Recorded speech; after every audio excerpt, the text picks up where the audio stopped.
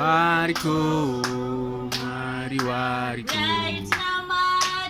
Yaitinamate amanesa Mwari wariko, Mwari wariko.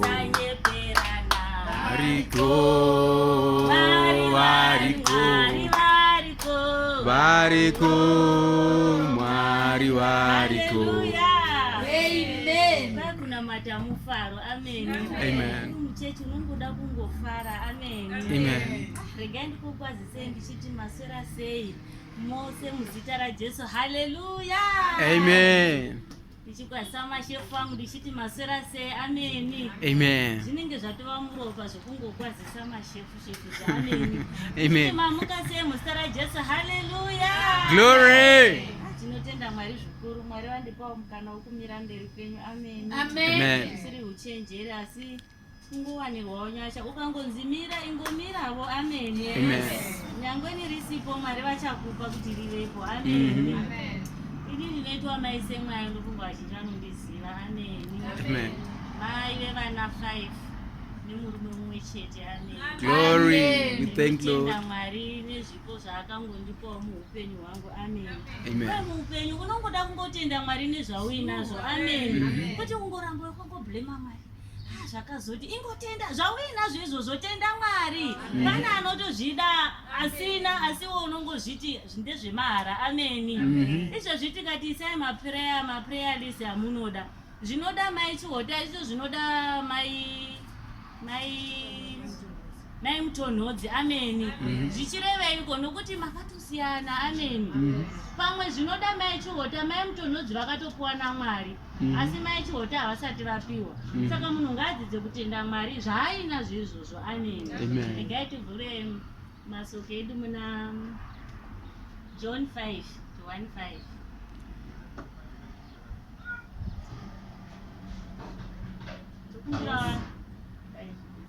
Vhesi 1. Ini ndinouyawo kufamba nevhesi bhichana tichiparidza tese. Handidi kuzonzi vakaparidza vari vega mberi kuya. Asi tinoda kuparidza tese. Amen. Tichirihwa tese. Amen. Ndokumbirawo futi zvekana nguva dzakwana mungondipavo saini. Amen. Zvichida unogona kuzonyanyisa. Handiti kana kuzoitawo nokuti zvinoda Mwari unotadza unogona kuzotadzawo zvinzwisisa. Amen. 5 bhichana. Amen. Amen. Shoko redu 1:5:1. Rinoti pane musoro shoko unoti Jesu unoporesa munhu padziva reBhetsaida. Jesu anoporesa munhu padziva rei? Bhetsaida. Haleluya. Tati tinoparidza tese. Amen. Amen. Kuti rinzwike kwete kuti nindoga ndinongoparidza kunoko. Amen. Jesu anoporesa kwai munhu kana vanhu. Munhu paBhetsaida. Asi chatinozvisa panga pane vanhu vakawanda. Inda henyu pamwe paiva nemunhu 1. Shure kwaizvozvo mutambo wavaJudha waivapo. Jesu akakwira Jerusarema. Inda 2. Zvino paJerusarema pedo nesuo raMakwai kwaiva nedziva rainzi Bhetsaida. Paiva nedziva rainzi Bhetsaida. NechiHebheru raiva namabiravira 5. Inda henyu madamu. 3. Mukati mawo makanga muvete vazhinji vairwara. Makanga muvete vangani? Vazhinji. Asi pakutanga paya topic yati chii? Jesu anoporesa chii? Asi umuma makavata vangani? Haleluya. Saka panogona kunge pane vazhinji asi pachinangwa munhu 1. Amen. Maringe nekudi nokutenda kwako. Haleluya. That's why Bible ichiti havazi vese vanoti ishe vese vachandopinda. Vamwe vachasara nezvikonzero asi kune vachapinda. Enda henyu. 3. Mukati mawo makanga muvete vazhinji vairwara namapofu nezvirema navakaonyana vakamirira. Mirai mamakavata vairwara, mapofu, zvirema nevakaonyana. Endai. Vakamirira kubvongodzwa kwemvura. Haleluya. Mvura yaibvongodzwa nedzakai? Nokuti mutumwa waiburukira mudziva iroro neimwe nguva achibvongodza mvura. mvura. Zvino uyo waitanga kupinda mumvura yabvongodzwa waiporeswa. Aizotanga kupinda, mutumwa achingobvongodza aitanga kupinda ndiye aiporeswa. Ameni. Kunyange akanga akabatwa nokurwara kupi nokupi. Kunyangwe akabatwa nokurwara kupi kwamunofungidzira kuti hakupori, akangopinda chete mudziva ari wokutanga aiporeswa. 5. Zvino kwaivapo mumwe munhu wakanga abatwa nokurwara kwake makore 37. Manganawo 38. Ndiani ane makore 38 muno? Simuka heyu. Tinoda kuvakwazisa vane makore 38 muzita Jesu. Haleluya. Amen. Baba mai ava vachizvarwa kusvika vakure kudai, umwe munhu achirwara akangomira pabedside kuti ndipinde mupuu ndokuporeswa iri raibvongodzwa nemweya mutsvene. Ndoda kuti munzwisise hama dzangu, muri kuona vana mai vasimukava kuti pane mune vana vangani vakatoroorwa, vakakura vakaenda kuchikoro vakapedza vakaroorwa vakatetawo 3. Ameni. Vana vavo umwe munhu akangogara, imagine, papuu akamirira ruponeso rwake. Handei Jesu akati avona munhu uyo avete pasi, amuona avete pasi, Jesu asvika, zvaaiziva kuti wakanga akadaro nguva huru, akati kwaari, unoda kuporeswa here? Unoda kuporeswa here iwe? Murwere akamupindura akati, Ishe, ndinoshayiwa munhu unondiwisira mutsiva kana mvura ichibvongodzwa, asi ndinoti kana ndoenda mumwe wonditangira kupinda. Haleluya. Ndoda iyoyo sentence iyoyo. Pai Jesu vakati vachisvika, vakati vakamuona avete, vakaona kuti uyu anenge achigarisei. Jesu vaiprofita kandewe mweya. Vachisvika kunyangwe pano unotoona kuti ava vachigarise mudambudziko ravava. Ameni. Nekuda kwokujaira dambudziko rinojairirwa. Ameni. Saka munhu akati garise 38 years anenge arijairira zviri nane dambudziko rake. Ameni. Jesu akati unoda kuporeswa here? Iye akati hongu, asi kana mvura yabvongodzwa ndinoshayiwa anondisundira, ndinotangirwa. Handindo zvapataurwa? Ndinotangirwa nevamwe, handiti? Vopinda. Vamwe vatataurwa hatina kumbonzwa kuti vaisundwa nevamwe. Tambozviwa? Waitopinda ega, handiti? Iye ari kuda kusundwa noumwe munhu. Ari kumirira munhu achamusunda kuti apinde mupuu. Haleluya. Nhasi uno pakati pedu panogona kunge pane munhu ane dambudziko rake ragarisa 38, rimwe rinenge ndingati ratsakatsa, rinenge ratova nemahwenzi, ragarisa ende atorijaira kuti ndo rangu. Chere pakauya vanotaura andiudzati musati udza nazvo tazvijaira izvi, nokuti agara mudambudziko rake, asi ari kumirira munhu anomusunda. Ameni. Masikati ano ndinoda kuti pinda wega mupuu, usamirira munhu anokusunda. Haleluya. Nokuti ukamirira munhu anokusunda unosvikira kuita gogo urimo mudambudziko rako. Haleluya. Iwe dambudziko rako ndiwe unoriziva. Saka wariziva kudaro, riadrese kuna Mwari, upinde wega mupuu. Usamirira kusundirwa noumwe munhu mupuu. Ameni. Ende dambudziko remakristu anhasi vane usimbe hwokunamata. Hatidi kunamata, tinoda kunamatirwa too much. Ameni. Kuda kudai mwana arwara, foni kuna mufundisi. Mwana adai, foni kuna profeti. Munhu haachagoni kumira. Ko Jesu akavingeiko? Izvozvo zvaitwa kudhara. Pachiri nepepepo kuti vaitumwa vanonzi vaya vaipinda muimba yemukatikati vaya nezvipiriso, mapirisita, achienda nezvitadzo zvenyu achindoisa kuna Mwari, imwe musingatenderwi kupinda. Asi pakauya Jesu akaipa mukana kumunhu wese kuti iwewewo zvauri izvozvo wane mvumo yekutotaura naJesu, iwe naJesu muri tu, pasina umwe munhu pakati pako. Saka dambudziko iroroka, vanhu vanenge vakakolonizwa pamasura apapo kuda kuendeserwa zvinhu zvavo nevamwe vanhu. Ameni. Ziva kupinda mupuu uri wega, ziva kuadresa situation yako kuna Mwari uri wega. Haleluya.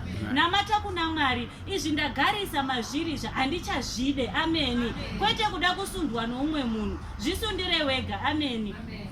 Ni ndaitarisa ndikati baba vaiva ne weakness. Kana zvanetsa chero asingagoni kuti kumhanya nokuti kwanzi paiva nemapofuka poya nezvirema poya nei kureva kuti pamwe reaction yaisiyana. Ndoigona hangu kugara pasaidhi chaipo pekupa chokuti achingoti bvonga achikuda ndongozviti ndotongowira, asi akazvikoniwa kureva kuti murume uyu waida kuvata too much. Paiuya mweya mutsvene achivhongodza iye anenge akavata panozoda kuti 1 2 vamwe vatopinda kare vari alert. Amen. Unoda kuva alert. Amen. Kwete kuvata, iva alert, iva munhu akangwara. Bhaibheri soko raMwari roti ivai vakachenjera senyoka, muve vanozvininipisa senjiva. Amen. Mukristu haudi kupusa, mukristu haudi kuvata, iva wakangwara. Handiti kungwara kwacho kuva kune humbleness mukati. Haleluya. Saka kureva kuti kana wapinda paproblem munhu ziva kwekuenda, ziva kwekumhanyira. Amen. Kuti izvi Mwari izvi handichazvidizvi, ndagarisa mazviri but handichade. Haleluya. Unozviramba wega. Nezuro mwana wangu ainzwa musoro nesande kuchechi tiri padevotion prayer, akandikwenya chii uri kundidisturba. Ndosaka ndakati that's why kwakanzi tsvaga Mwari pahuyuthi hwako, hapana zvinokudisturba. Waamai kudai madisturbance anowanda. Amen. Ndiri busy kunamata, ari kundikwenya chii musoro wangu uri kurwadza mama. Ndikati alright uchapora. Tanama adzoka futi andikwenya chii ndati musoro. Ndikati iwe namata, unoda kuti ana kunamatira, namata kuti musoro upore. Iwe ramba uchiti Jesu ndiporese kusvika wapora, usati wapora usanyarara. Amen. Kandakamudaro hana kuzodzoka, ndaona kuti ndingawa nokukwenyiwa ndikareka kunamata. Amen. Saka takazoti takupedza chechi kwawanzi vanorwara huyai ndachimutarisa ndichamuoni. Paakazouya ndikati Yesu wao uchiti unogwara enda kaundonamatirwa. Ukanzi mama. Ndikati chii wapora here? Kwanzi wanane. Ndikati chenda undonamatirwa unyatsopora. Ukanzi ndakuzvinamatira ndoga. Haleluya. Ndikati munhu ngaadzidze kumira ega, kwete kuti zvese unongoya. Ini ndaimbodzawo nawo ndikati zvimwe zvinhu udzai Mwari kwete kundiudza. Udzai Mwari kuti munoda ichi nechichi ipalisti kuna Mwari. Haleluya. Kana waona kuti zvinonetsa uchida zvinhu zvinoda mari, namata kuti Mwari ipai mari yakawanda mai vangu kuti vagone kumita manidzi angu. Haleluya. Ndaona kuti zvingandishupa. Amen. Saka zvimwe zvinhu haufanirwi kustresswa nezvinhu zvinoda Mwari. Vanhu ngavaende vanochemera zvinhu zvavo kuna Mwari. Haleluya. Kana iwewe uchizovapa kuvabatsiraka zvikauya haiwasha ndakuchita. Saka munhu ngaadzidze kuti kana apinda muproblem usamirira kusundwa hama dzangu, nokuti ndiani wanoda kuti akusunda asina problem. Munhu wese anayo. Izvozvi tikatangira apa tichivhunza umwe naumwe une problem yake. Amen. Ukaona munhu achiuya kulanje awa zvimwe zvacho hazvireva kuti zvakanaka, kutotsvaga nyasha kuna Mwari kuti handichadi upenyu hwandinorarama, Mwari ndiwanireivo nyasha. Handichadi kamuraramira aka kokuti chero ndichivata ndinongovata ndichingojamba makuva. Handichaudi kuraramiro, ndiwanirei nyasha. Handichadi kuti ndasvika pamba vakadzi vanoungana kunge zvakanaka pachibvunzwa makuva. Handichadi upenyu hwaMwari. Amen. Handichadi upenyu hwekuti chero vhiki rinopera ndisinawo kumbodya nyama, ini ndiri mwana wenyu. Handichadi. Nokuti panowa paya kwanzi ndakakupai mhuka idzi kuti dzive nyama, ive nyama yenyu mudye. Haleluya. Iwe ndo panoti vhiki dhava vachingorova nombhidha. Haleluya. Unoda kuramba upenyu hwekuti handichahude. Amen. Shingairira kuita zvinhu zvakanaka muupenyu. Unozvishingaira uchibva ndiwe unotiza. Haleluya. Kwete kuda kudhonzwa nomwe munhu kuti utize. Amen. Nokuti iye ari kurwawa nedzake. Haleluya. Pane umwe mufundisi wekuchechi kwedu akandiudza soko randakabata bhishopu. Kukanzi varume munoya muchindiudza maproblem enyu kuti ndikunamatira handikurambidzini. Ndichazama, asi chokwadi ndechekuti munhu ngaanamate. Nokuti ini ndiri pakati pokuna ndogona kukangamwa zvako ndigoti sikarati mane zvangu, nokuti pane zvinonditevera. Amen. Nokuti umwe namwe uri panyika pane zvinokutevera. Iwe une wakarelaxa rublanket uchiti mufundisi vari kunamata vari kutorwawo nehwavo. Amen. Nokuti hapana asina zvake tiri pasi pezuva. Amen. Mumwe namwe ane zvake. Saka munhu ngaadzidze kunamata. Munhu ngaadzidze kutsvaga Mwari ari ega. Amen. Yakapera nguva yaya yokurarama une zvinhu uchiti ndo zvinondichengeta. Vakazviita vakatodarika zvakapera. Izvezvi zvakuda vanhu vanotsvaga Mwari, hama dzangu. Amen. Hatidi kunyeperana. Amen. Dzikai nayo. Pane statement yandinopa. Pa8 Jesu akati kwaari, simuka, tora nhovo dzako ufambe. Jesu akabva asvika kwaari akati, chisumuka, tora nhovo dzako udi ufambe. Dzikai. Pakarepo munhu uyo akaporeswa, akatora nhovo dzake akafamba. Musi uyu waiva weSabata. Rimwe bhaibheri rinoti kwai akapeta nhovo dzake, apeta nhovo dzake akatora zvinhu zvake akadii akaenda, nokuti Jesu vavamuudza kuti waporeswa, chipeta zvinhu zvako ubve pano. Musi uyo waiva weSabata. Dzikai nayo. Zvino vaJudha vakati kune wakaporeswa, iSabata, hautenderwi kutakura nhovo dzako. Dzikai. Iye akapindura akati, uyo wandiporesa ndiye wakati kwandiri, tora nhovo dzako ufambe. Haleluya. Ndokatinoda ikapo. Amen. Muupenyu unogona kudzoserwa sure nokuda kwemunhu. Amen. Kunzi iwe izuva reSabata haurizive, wai uchipeta zvinhu zvako nokuti zuva reSabata. Iye akati, wandiporesa andiudza kuti ndipete ndiinde. Zvokuti zuva reSabata ndezvenyu, asi ndaakubhilivha kune munhu andiporesa. Amen. Nokuti akanzwa soko rakataurwa neakamuporesa kuti peta ubve pano. Amen. Haana kunzwa vanhu vakauya vachiti hazviite kuti aisafanirwa kupeta, but iye akati andiporesa andiudza kuti ndipete ndibve pano. Haleluya. Muupenyu unoda kunzwa kutaura kwaMwari. Amen. Kwete kungonzwa zvimwe zvinhu zvaunongonzwa. Kana ndikada ndofunga manzwa handiti kunzwa. Inzwa zvataurwa naMwari. Haleluya. Kuti Mwari vati kudii muupenyu hwedu. Amen. Vamwe vedu takamirira pazvinhu. Kune vamwe vakatomirira paSabata. Handiti kaSabata yairi lo yavo, tisingati yakashata hedu, mundibate zvakanaka. Handiti yairi lo yavo yekuti neSabata hapafanirwi kuitwa zvimwe zvinhu. Handiti. Asi iye nokuda kweraakanzwa soko rakabva kuna Jesu akapeta zvinhu zvake akaenda. Kukanzi waiwazviita, kukanzi andiporesa andiudza kudai nokudai. Saka munhu unofanirwa kunzwa kutaura kwaMwari muupenyu hwako. Amen. Kwete kurarama uri palaw, pamutemo, kuti nokuti zvakahwe. Amen. Ndaimbotaura nevamwe vakadzi kuchinzi varume imbwa, varume vese imbwa. Haleluya. Imbwa varume, usambosapota varume imbwa. Ini ndikati nechemumwoyo ndikati ini wangu haisiri imbwa. Amen. Unoda kuramba newako. Haleluya. Kwete ngoti wabwata chokwadi imbwa dzevanhu. Hai, ndakati wangu haasi imbwa. Haleluya. Nokuti kwai dzinoenda dzichidzoka, saka imbwa. Ini ndikazudza kuti zvinofungwa nevanhu nezvirahwe zvakaiswa nevanhu vokudhara kwangu hazvishandi. Nokuti ndakatengwa neropa raJesu. Ndikati wangu asi imbwa, vamwe imbwa asi wangu godo. Haleluya. Ramba nezvinhu zvako. Amen. Konzi matineja, matineja uyu manzi ma2K haite, chokwadi haite. Kuti vangu vanoita. Haleluya. Ma2K asi vangu vanoita nezita raJesu, nokuti ndakatengwa neropa. Iwe ramba nevana vako, iwe ramba nemurume wako, ramba nemudzimai wako. Wai uchida kumupinza mune vamwe vanhu nokuda kwokuti nyika inoti. Amen. Mwari wati kudii kwauri? Wati kudii pamusoro pevana vako? Wati kudii pamusoro pomurume wako? Wati kudii pamusoro poupenyu hwako? Yesi vanhu vanoti, but Mwari vati kudii. Haleluya. Tevedza zvataura Mwari muupenyu hwako, kwete nokuti vanhu vanoti. Haleluya. Isu tino dambudziko rokutevedza zvirahwe zvakataurwa kudhara nekuti vanhu vanoti kudii. Amen. Muupenyu ukada kuteerera zvinotaurwa nevanhu hausimuki, unoramba uri pasapa.